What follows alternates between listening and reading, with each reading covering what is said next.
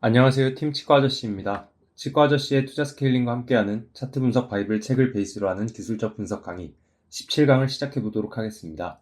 지속적으로 패턴에 대해 다루고 있는데요. 차트 패턴의 경우 비교적 강의의 포맷이 일정하고 내용도 많지 않은 편이라 쉽게 따라오실 수 있으실 것이라 생각합니다. 오늘 강의의 내용은 차트 분석 바이블 책의 3장 3강 깃발형 패턴 파트를 베이스로 하고 있습니다. 혹여 책을 갖고 있지 않으신 분들이더라도 네이버 프리미엄 콘텐츠 채널에 모두 업로드되어 있는 내용이니 참고 부탁드립니다. 그럼 오늘 강의를 시작해 보도록 하겠습니다. 오늘의 핵심 목표는 다음과 같습니다. 먼저 깃발형 패턴의 기초 개념 그리고 형태, 특징에 대해 알아볼 것이고요. 깃발형 패턴의 성공률과 단독 적용 시의 한계 역시 패턴 파트에서 계속 다루고 있는 내용인데 알아보고 넘어가도록 하겠습니다. 깃발형 패턴의 형태부터 살펴보도록 하죠. 마치 깃대가 있고 깃발이 있고 다시 움직임이 나타난다고 해서 깃발형 패턴이라 부릅니다. 약세 패턴의 경우도 깃대, 깃발, 움직임이 나타나는 패턴이죠.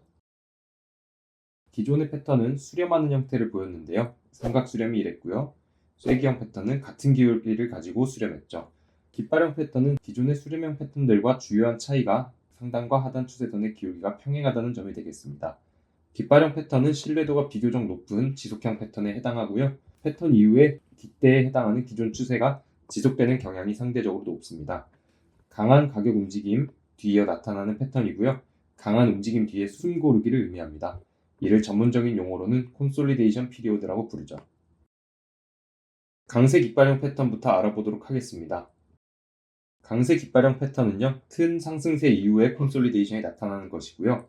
깃발형 패턴은 깃발 부분에서 거래량이 감소한다는 특징이 있습니다. 상단 추세선은 점차 낮아지는 고점, 로어 하이를 기록하게 되고요.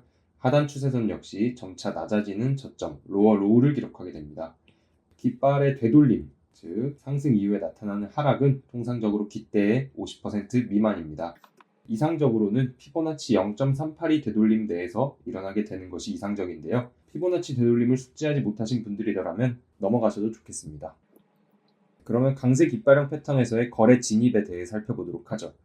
지속형 패턴이기 때문에 현물은 매수하거나 파생상품 시장의 경우 롱 포지션을 진입할 수 있는 패턴에 해당합니다.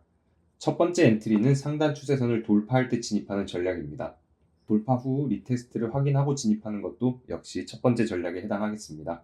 두 번째 진입 시점은요, 기존의 정고점, 즉 깃대 최고점을 이용하는 진입입니다. 이것이 보다 더 보수적인 엔트리가 되겠죠. 두 번째 상승의 크기는 통상적으로 이전 상승분과 유사하거나 조금 작은 경우가 많기 때문에 이를 활용하여 목표가를 설정할 수 있겠습니다. 네, 다음은 약세 깃발형 패턴입니다. 하락세가 나타난 후에 콘솔리데이션 그리고 다시 하락세가 나타나는 패턴이죠. 약세 깃발형 패턴은 큰 하락세 이후에 나타나는 콘솔리데이션 과정입니다. 역시 거래량이 감소하는 특징이 있는데요.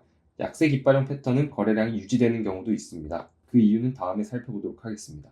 네, 상단 추세선의 경우 점차 높아지는 고점, 하이어 하이, 하단 추세선의 경우 점차 높아지는 저점, 하이어 로우를 기록하게 되고요. 이때 이러한 상승 채널과 구분하는 방법은 기존에 존재하는 하락세가 있다는 점입니다. 마찬가지로 되돌림의 경우 통상적으로 깃대의 50% 미만이고요. 이상적으로는 38.2% 내에서 되돌림이 일어나는 것이 이상적입니다. 거래에 진입하는 것에 대해 살펴보도록 하겠습니다. 지속형 패턴이기 때문에 파생상품 시장의 경우 숏 포지션을 진입할 수 있습니다. 마찬가지로 깃발 부분에서 하단 추세선을 돌파할 때 진입할 수 있겠고요. 기존의 전저점, 즉 깃대의 최저점을 이용하여 진입하는 보수적인 엔트리도 가능하겠습니다. 마찬가지로 하락의 크기는 첫 번째 하락분을 기준으로 설정해 주시면 되겠습니다. 깃발형 패턴 역시 성공률과 한계에 대해 알아볼 예정인데요. 깃발형 패턴의 경우 삼각수렴과 쐐기형 패턴보다는 다소 성공률이 높은 45% 정도의 성공률을 기록했네요. 하지만 여기서 눈여겨보아야 될 점은 지지 저항 키레벨 분석을 같이 한 경우 75%까지 무려 30%가량 성공률이 증가한다는 점입니다.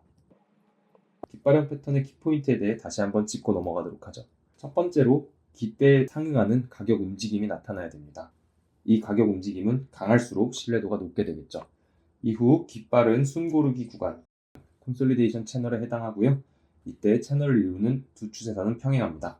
두 추세선이 수렴하는 경우를 페넌트 패턴으로 따로 분류하는 경우도 있으나 예시에서만 언급드릴 예정입니다. 네, 깃발형 패턴의 특징적인 거래량 패턴에 대해 알아두셔야 되는데요. 깃대에서 거래량이 증가한 후에 깃발에서 감소하는 부분이 있습니다. 약세 깃발형의 경우 플래그 부분에서도 거래량이 유지되는 경우가 있는데요. 이는 가격의 하락으로 인해 매도세가 출현하기 때문입니다. 깃발형 패턴의 경우 기존 추세선을 돌파함에 따라 새로운 추세가 시작되게 되는데요. 이 돌파는 매수 타이밍 혹은 롱 포지션 진입 타이밍으로 사용할 수 있습니다. 예시가 강세 깃발형이기 때문에 그렇고요. 약세 깃발형의 경우 숏 포지션에 진입할 수 있겠죠.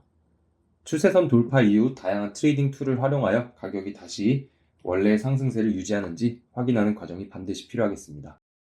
네, 오늘 강의에서 반드시 알아둬야 될 것은 강세, 약세 깃발형 패턴의 구조와 특징입니다. 깃발형 패턴의 형성 원리, 즉 큰 흐름 후의 콘솔리데이션 과정이라는 것을 이해해야겠고요. 이를 이용하여 거래에 진입할 수 있어야겠습니다. 마지막으로 패턴 단독 사용의 한계와 근거 중첩의 중요성은 항상 강조드려도 지나치지 않습니다. 마지막으로 강의 내에서 궁금하신 사항은 네이버 프리미엄 콘텐츠 채널 내 댓글 혹은 카카오톡 문의방 등을 활용해 주시길 바랍니다. 그럼 다음 강의에서 뵙겠습니다. 감사합니다.